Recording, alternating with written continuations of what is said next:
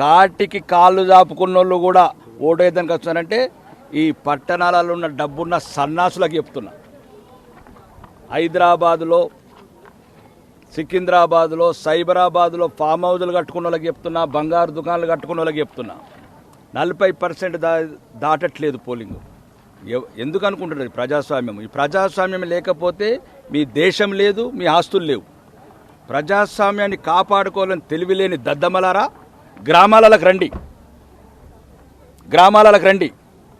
కనీసం రెక్కాడితే డొక్కాడని ప్రజలు కూడా క్యూలు కట్టి ఓటేస్తున్నారు. అది ప్రజాస్వామ్య స్ఫూర్తి. ఈ గుణపాఠం తెలంగాణ వ్యాప్తంగా ఉన్న ఎవడైతే పోలింగ్ రోజు ఇండ్లల్లుండి ఫామ్ హౌస్కి పోయి పిక్నిక్లు పోయే వెధవలందరికీ చెప్తున్నా, ఈ ప్రజాస్వామ్యం ఊరికనే రాలేదు, ఈ దేశం ఊరికనే రాలేదు. లక్షల మంది భగత్ సింగులు త్యాగాలు చేసుకుంటే, సుభాష్ చంద్రబోసులు త్యాగాలు చేసుకుంటే వచ్చిన ఈ స్వాతంత్రాన్ని ఈరోజు సోమరిపోతులై ఫామ్ హౌజులలో పడుకొని, ఇండ్లల్లో పడుకొని యూట్యూబ్లండి ఈ దేశాన్ని విమర్శిస్తారు, రాజకీయ వ్యవస్థను విమర్శిస్తారు. ముందు ఓటేయండి. మరీ ముఖ్యంగా హిందువులకు కూడా చెప్తున్నాం, మొన్న జూబ్లీహిల్స్ ఎలక్షన్లో ఎక్కడైతే మైనారిటీ బూతులు ఉన్నాయో 92%, ఎక్కడైతే హిందువులు ఉన్నాయో 28%. బుద్ధి తెచ్చుకోండి. 5 ఏళ్ళకు ఒకసారి వస్తుంది. ఒక్క 2 నిమిషాలు ఓపిక లేదా?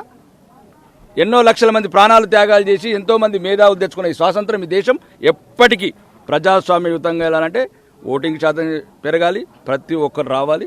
ఇదే ప్రజలకు ఇచ్చే సందేశం. ఈరోజు ఓటమి కూడా చింతించే అవసరం లేదు.